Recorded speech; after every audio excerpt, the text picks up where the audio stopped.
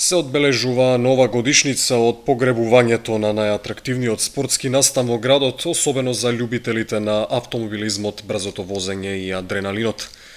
Последната рели трака на Пониква се одржа од 2008 година, кога организатор беше Автомобилската федерација на Македонија, со техничка подршка на автомотодрштвото Лопен од Кочани, која амбициозно го стартуваше целиот проект, а учествуваше и директно во трката со свој возач.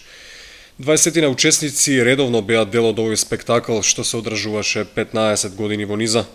Беше присутна целата домашна елита, која за волја на вистината годините претходно беше и побројна отколку сега, а гостуваа и возачи од соседните земји, но и од подалеку. На патеката долга близу 7 километри, ивентот беше поместен во 2 дена.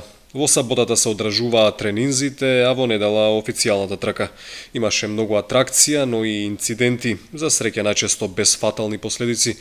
Сето тоа намамуваше и илјадници гледачи, претежно локална публика, но и од соседните градови, која уживаше покрај патеката во перформансот на учесниците и убавото сончево време.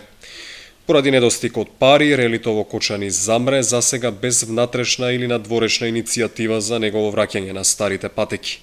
Уште еден спортски настан кој ќе остане само во аналите на спортското живење на Кочани.